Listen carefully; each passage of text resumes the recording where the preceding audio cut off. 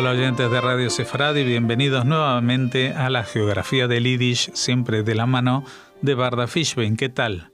Hola Jorge, ¿qué tal tú? Muy bien, y hoy especialmente porque el pueblo o ciudad de la que vamos a hablar está ligada a la historia de mi familia de los Rosenblum, que provenimos de Brisk, como se decía en Yiddish, en la ciudad de Brest, o también conocida como Brest-Litovsk, una ciudad famosa porque allí se firmó el armisticio de que ponía fin a la participación rusa en la Primera Guerra Mundial, pero también, y eso ya lo adelanto porque era una estación de tren importante.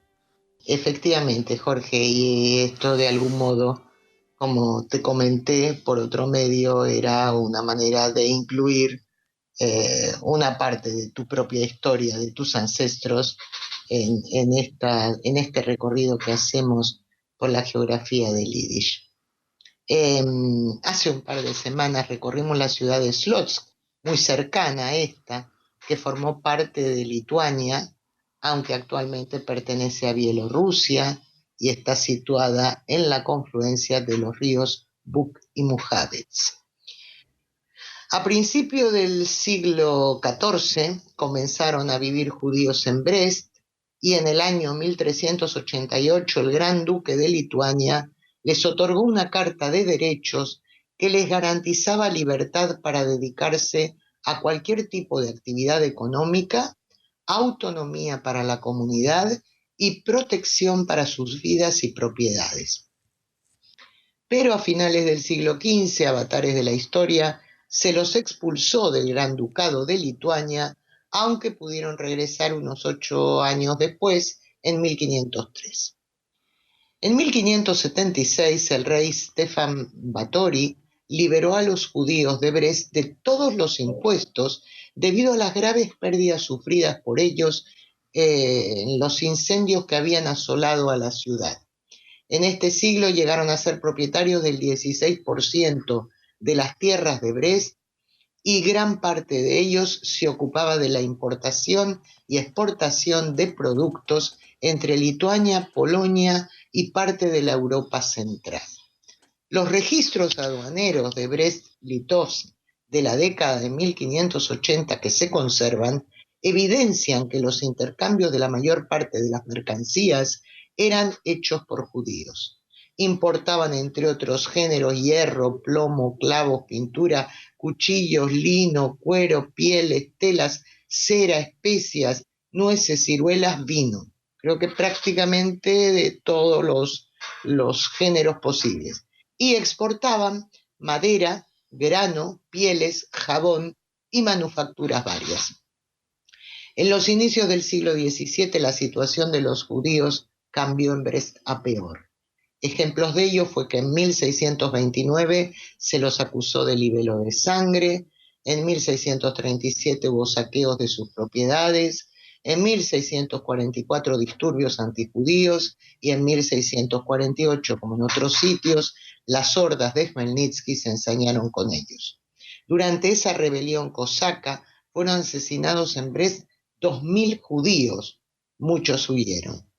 Según un informe de la época escrito por un mensajero del zar, en el año 1649, los cosacos y sus aliados tártaros arrasaron completamente la ciudad, matando judíos, quemando edificios de madera y destruyendo los muros de los palacios de los nobles, además de matar a otros pobladores no judíos. Unos años más tarde, en 1663, fueron acusados nuevamente de libelo de sangre y se produjeron más disturbios, pese a que unos años antes, en 1655, habían recibido una nueva carta de derechos del rey polaco.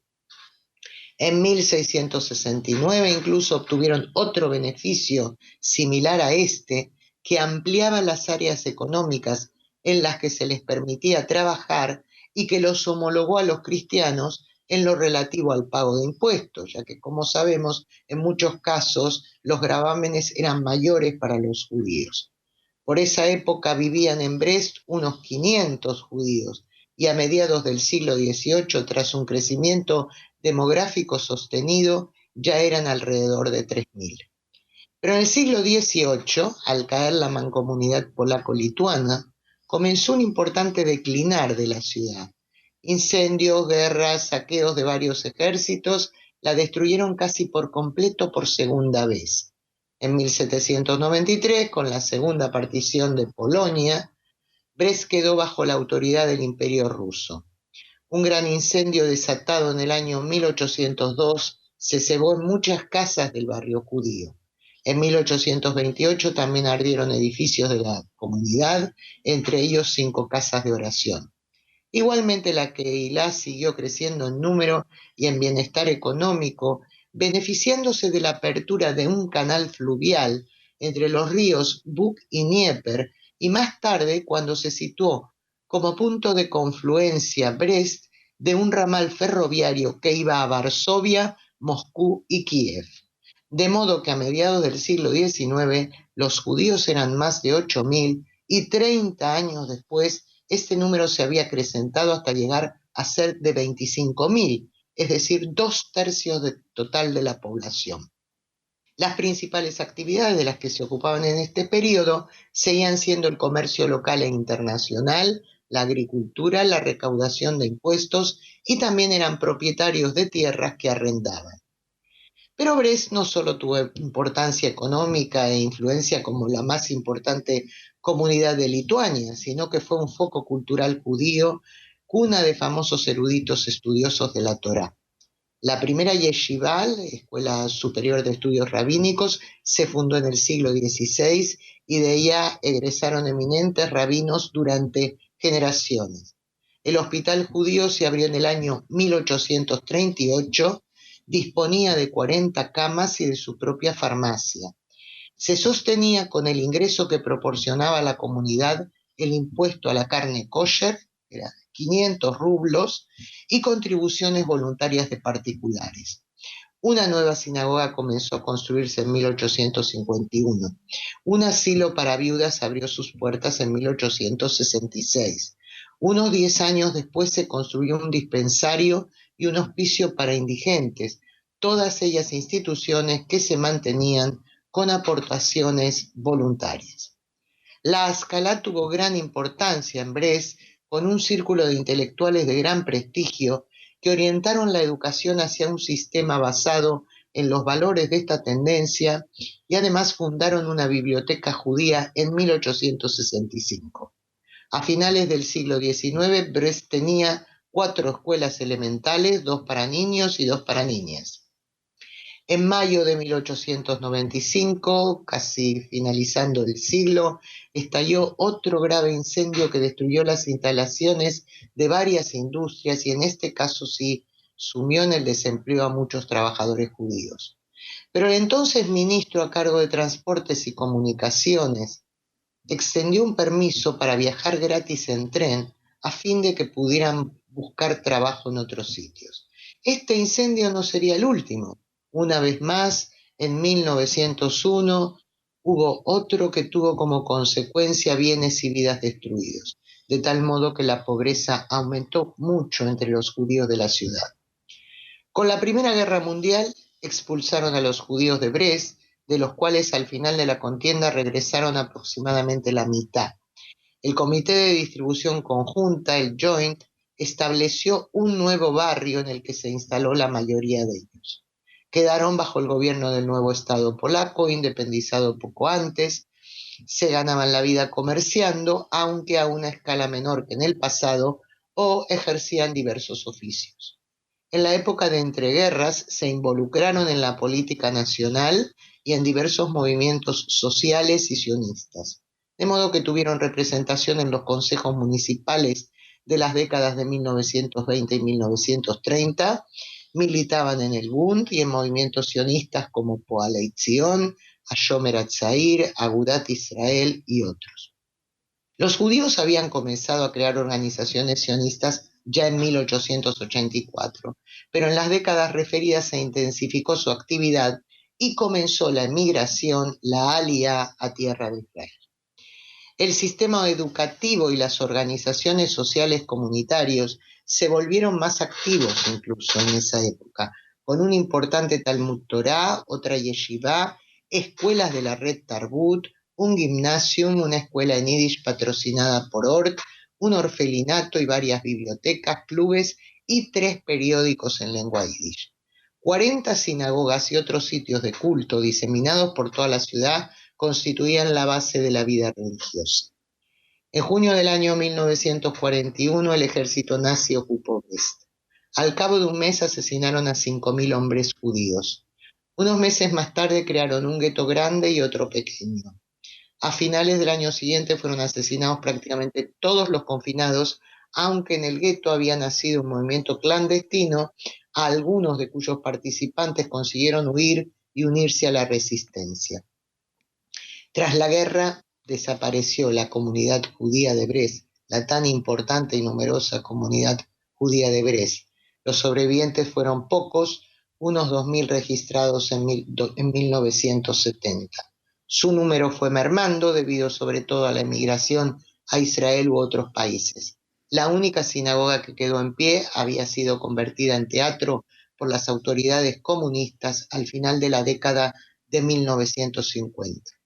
Un censo de 2004 reportó que aún vivían en Brest unos 1.000 judíos.